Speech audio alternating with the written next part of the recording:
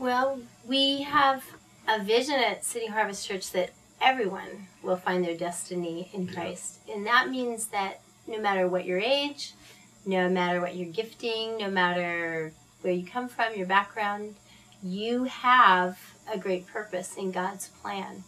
And that doesn't mean that we are like looking at all your accolades and all the past things that you've ever done, but here in this time, you have purpose. You have something to contribute to the whole. And so I say for everyone, and especially our seniors, you have a vast amount of wisdom. Biblically, you have the wisdom that the younger ones need. And we welcome teachers, encouragers, prayer ministry. Anything that seniors want to do is wide open to you. Just presenting yourself, we will find places for you. I think one thing that we look for is people to organize more of those things, whether they be opportunities for planning big events for seniors. I know that we've done some of that in the past, and I want to see more of that. One of the things that is certainly true is that we have a generation that's very fatherless, and we need awesome fathers and grandfathers for a younger generation, whereby someone would come along, invite them over for a meal, take them out, encourage them in their giftings, and be a spiritual father or grandfather, mother or grandmother. And we are very, very needy of that in this generation, especially our the new ones that come in.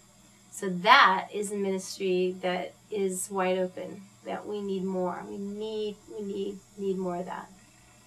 You know, it is true that a lot of elderly people sometimes feel that they don't have value in a local church or a value to the mission of a church, but they really do. You know, two scriptures come to my mind. One, and Sue referred to the principle of it, but God sets the solitary and He puts them in families. And we really do have a fatherless and in some ways a motherless generation. We have an orphan generation of people who have never been trained, and there's been no wisdom really imparted to them. There's been no one to really believe in them, which really comes from parents and grandparents, and they don't have a family reunion to go to. Well, when they come into the church, they're really looking for God to provide those things, and He does it through people. And the type of people He does it through are those people who have walked with Jesus for a long time. 1 John chapter 2 says, I write to you, fathers, because you've known Him from the beginning. And there's just something about someone, whether a man or a woman, whether a grandmother or grandfather, has been down the road a little bit farther in experiences, that I can look to as a mentor.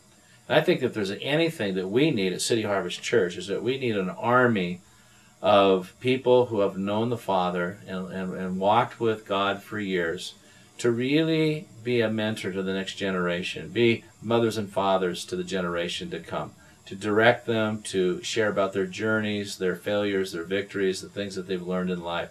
Because really, if you talk to any young couple, a young single, an older single, trying to find direction in their life, they really latch on to people who will spend some time with them and share their life experiences and the wisdom that they've learned from them.